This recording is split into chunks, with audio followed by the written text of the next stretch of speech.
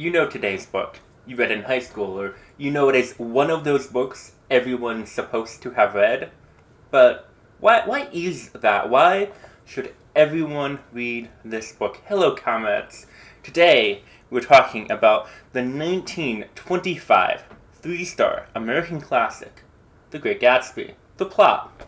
So, if you've never read it before, or like me before this week, had read it in high school but simply can't remember anything besides the fact that there was a green light you were supposed to very much care about for some reason, we're gonna talk about the plot real quick. So our narrator, Nick Carraway, has moved into a house on Long Island in what's kind of a new money peninsula. It's West Egg, and West Egg is contrasted with the old money peninsula of East Egg. On East Egg live his cousin Daisy and her husband Tom. Now Tom is a former college football star whose life just doesn't seem to match up to the glory of his former youth. As a husband, he's kind of unfaithful and unkind, and as a man, he is deeply insecure and, I don't know how to say this exactly, a white supremacist. He's deeply worried about the threat of foreigners to the white race. In a modern setting, I think he could have been a former high school football star in a MAGA hat, and he could have been complaining about immigrants, and I don't think anything would have changed. It's basically the 1920s Great Replacement theory. Now, Nick's neighbor is Gatsby, a mysterious and wealthy man who throws fantastic parties. In terms of personal taste, I think it would have been better if the book had leaned into this more and had made the parties literally fantastical in kind of a fantasy sense, but I think it's not quite fair to expect magical realism from a book from the Jazz Age. But anyways, Gatsby reveals that the real reason he moved into Long Island and throws such extravagant parties is that he is madly in love with Daisy, and he has been in love with her since before she was married to Tom. But at the time, he couldn't marry her because he was poor and she was rich. Now that he is rich and Daisy is miserable with her unfaithful husband, she begins an affair with him. According to Gatsby, while Daisy is driving, they run over a woman, or she runs over a woman and kills her. And they didn't know at the time, but she is Tom's mistress. The mistress had walked out to the car thinking it was Tom, but Daisy was driving, but just run straight over her. So the woman's husband, who knew she was having an affair, but not with who, he's really mad. He starts looking for the person who does it, and eventually Tom informs him that it was Gatsby's car, because Tom, of course, thinks Gatsby was driving. And so, needless to say, the woman's husband goes to Gatsby's mansion and murders him, as one does. Only Nick, Gatsby's father, and one former attendee of Gatsby's extravagant parties make it to his funeral. Chapter 1. Gatsby, the Personal Dream. If you look at F. Scott Fitzgerald's life, it's hard not to see a certain connection between the events of his late teens and early 20s and the story of The Great Gatsby. As a student, F. Scott Fitzgerald fell in love with a very wealthy socialite, Geneva King, but ultimately she broke up with him and married a wealthy man because F. Scott Fitzgerald was poor. Even though he did marry another woman, Zelda Fitzgerald, Scott was always in love with Geneva King, and the two always maintained contact through letters. They had kind of a correspondence affair. Geneva even wrote a short story for Scott in which she is stuck in a loveless marriage until Scott gets rich and takes her away. And so when you think about the events of the author's life, it's easy to see Gatsby not as a wondrous character, not as a fantastical character, but is a rather sad fantasy of a man who's not happy, but desperately wants to be with another woman. While a fantastical amount of love or devotion might make the character of Gatsby a compelling fictional character, I think it loses its charm when you consider the author himself, a real person, a real human being, a real man, as someone who's hopelessly in love with someone he can never actually be with. And it becomes something rather sad and obsessive. It's made worse by the fact that, unlike Gatsby, Scott is married. He married another woman, knowing he was in love with someone else, and is left to fantasize about another life with another woman that he will never have. However, in the book, the narrator blames Daisy and Tom for Gatsby's final fate, for his sadness, saying they were careless people, Tom and Daisy. They smashed up things and creatures and then retreated back into their money or their vast carelessness or whatever it was that kept them together and let other people clean up the mess they had made. But reading this, thinking about this sad man who married the wrong person kind of knowingly and has this weird obsession, I have to think, why is it their mess? Why is it their fault? And what is their mess exactly? Perhaps it was that Tom never took responsibility for having the affair, leading his mistress's husband to develop a murderous rage. Maybe it was because Daisy never took responsibility for being the one to run over the mistress. But they didn't kill Gatsby. They weren't the ones who did it. Why is it their mess? And it doesn't seem like the true tragedy of the novel is Gatsby's death, but rather his sparsely populated funeral, I think kind of representing his deeper loneliness. That although Gatsby was marveled at, he was not loved, and all the people who attended his parties and all of his business associates would be there when Gatsby was to their benefit. But he was not loved, and being there when he couldn't benefit them personally wasn't worth it. The thing is, Gatsby was not owed love by Daisy, just as Scott Fitzgerald, was not owed love by Geneva. Knowing what we know now, it's hard to imagine that F. Scott Fitzgerald really would have been happier with his adulterous love with Geneva, and it's difficult to imagine that Gatsby would have been happier with Daisy either. In this light, Gatsby feels like a sad, desperate man struggling for the one thing he thinks will make him happy. He doesn't get it. But from an outside perspective, it doesn't seem like it even matters. Gatsby is chasing his adolescent crush who he couldn't have spent too much time with before he was separated from her for 5 years. And when he does reconnect, he seems disconnected still. I mean, he doesn't understand how she really is, the real circumstances of their situations. He's shocked to meet Daisy's child, even though he already knew she existed, as if he wasn't fully capable of imagining his idealized love had really had a child with another man. The reality, which he already knows, shocks him. And I'm unclear on whether the fact that Tom is such a terrible man, whether that's meant to really kind of be a salt in Gatsby's wound, or just a reflection of Daisy's poor character for having chosen to be with such a man instead of F. Scott Fitzgerald, instead of Gatsby. But ultimately, Gatsby is incapable of accepting the situation. He's not content to have an affair with Daisy, or even to run off with her. He needs the woman who he has built up in his dreams, which are as fantastical as his parties, to have never loved anyone else.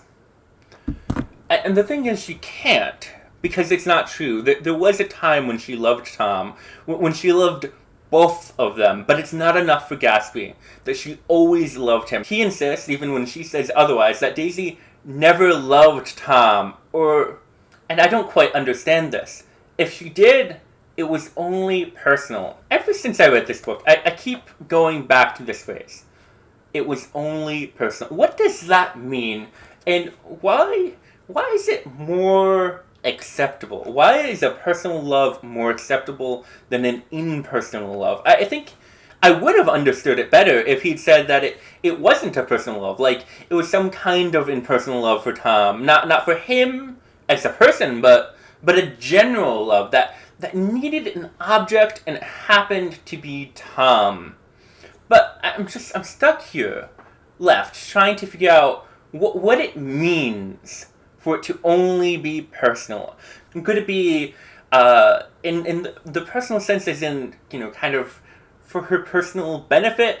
Like she loved him for personal reasons, for financial benefit. Would that even be love is the thing? Because if it were like that, if she only loved him for her money, it seems like she would have no problem saying she never loved him, because she never really did love him. I mean, could it be like, maybe it was personal in the sense of some kind of private love?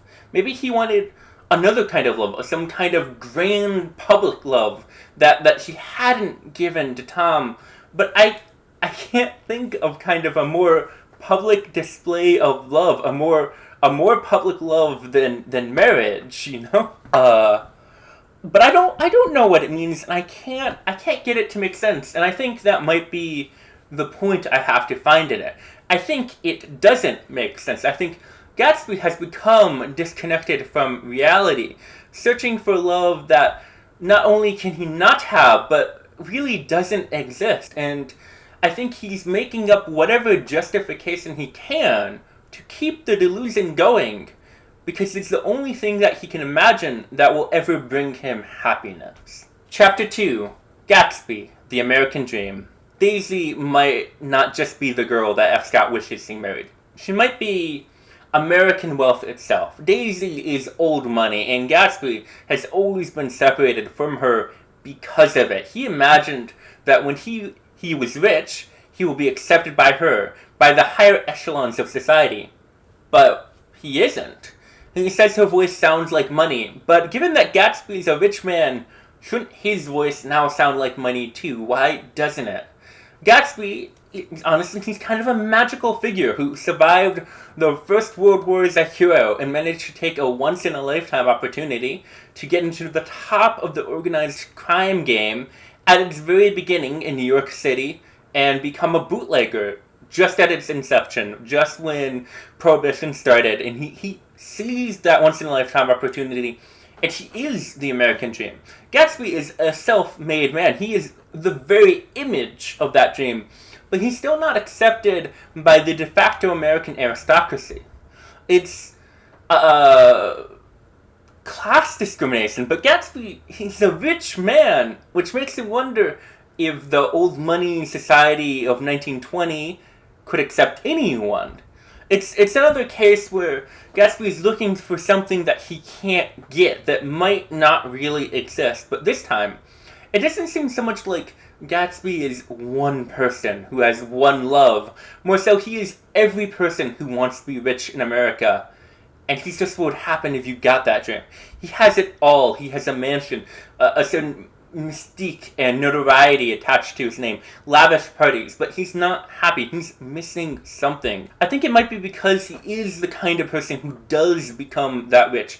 He has to have that drive for more and more and more. Oh, so you just never get to that point, but you never really feel satisfied. Nick, the narrator, doesn't seem to have the same wanting in his soul, but the narrator never became rich. He never became Gatsby.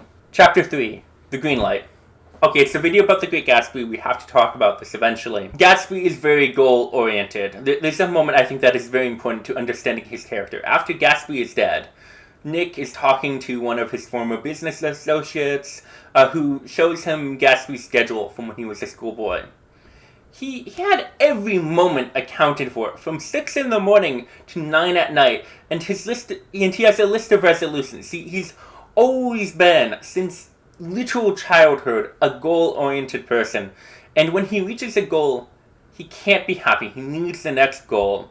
When he is poor, he dreams of being rich, and when he is rich, he dreams of Daisy. He sits at his mansion and looks over the water where he can see the green light on Daisy's dock, just across in the other peninsula.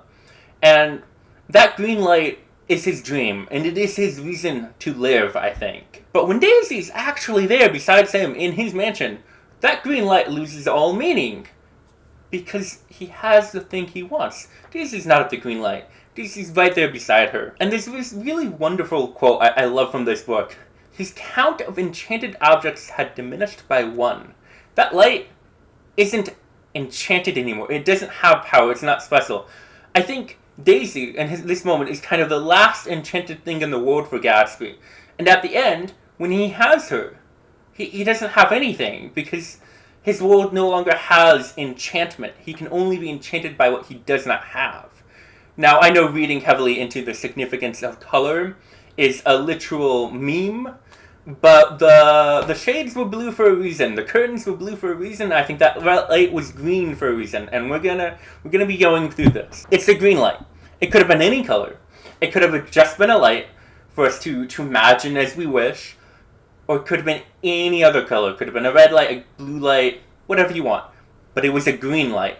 And green has long been associated with envy and jealousy in English, going back to Shakespeare's green-eyed monster. And this tendency has kind of been expanded to greed in general within the US, I think, because green is the color of our money. That green light might be who Gatsby is deep down. It is his greed. And he's only greedy, as I said, for things he doesn't have. It creates a perpetual emptiness within him. The book seems to want to paint the tragedy of the book to be Gatsby's death and his sparsely populated funeral.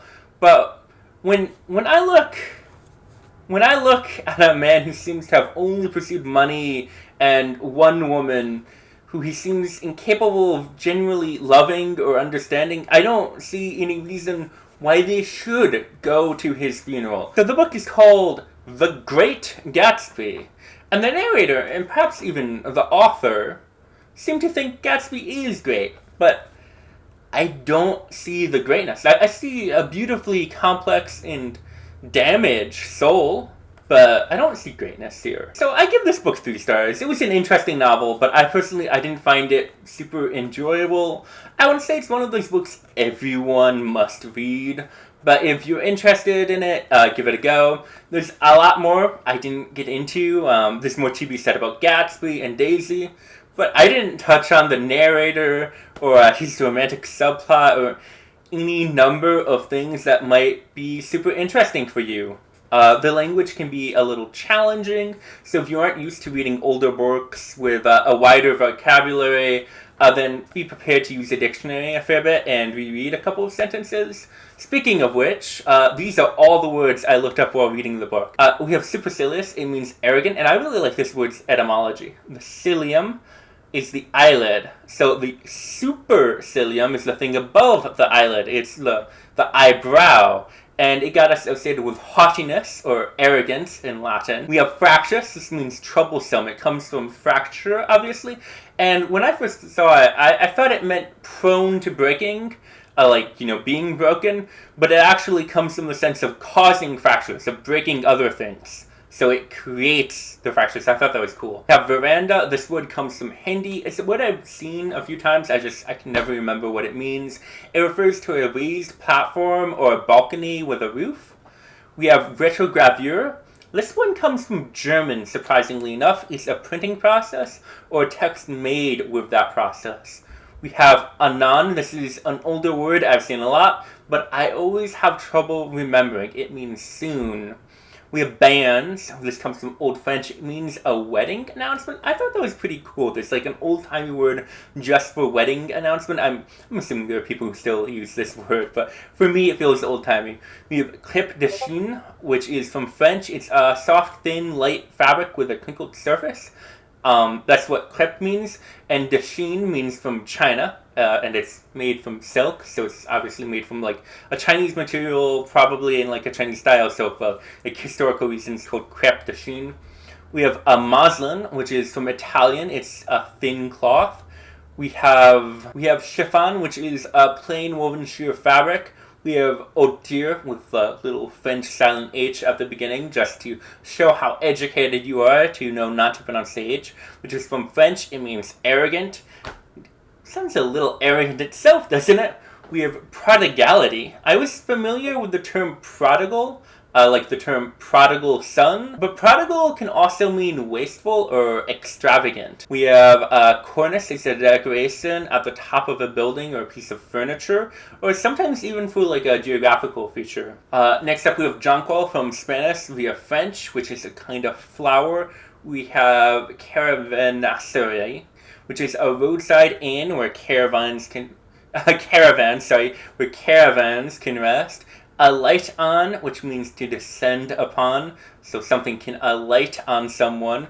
Humidor, which is a box designed to maintain a constant level of humidity, especially a cigar box. We have redulent of, so two words. So this is redulent of flowers, redulent of roses. It means smelling like. It comes from odor, so re from Latin re, dolent, like odor. We have asceti, which seems a little unclear etymologically, but it's a sofa or a love seat. We have a sharper, it's a noun, so it's not like the adjective, like this is sharper than that. It's a person, that person is a sharper, it means a swindler or a cheat. Garrulous, from Latin, which means talkative. And pasquinade means a lampoon or a published satire. Now, if you'd like to talk about more words and what a word really means, you can do that over here. You can click on this video right here, and we can talk about Findle. It's a great book, and we talk about words. It's a wonderful time. If you'd like to talk about the movie Together, the word thou, or my attempts at understanding poetry, you should subscribe and hit the bell for my future videos. But drop me a like before you go. Now remember, good night, good day, good potato.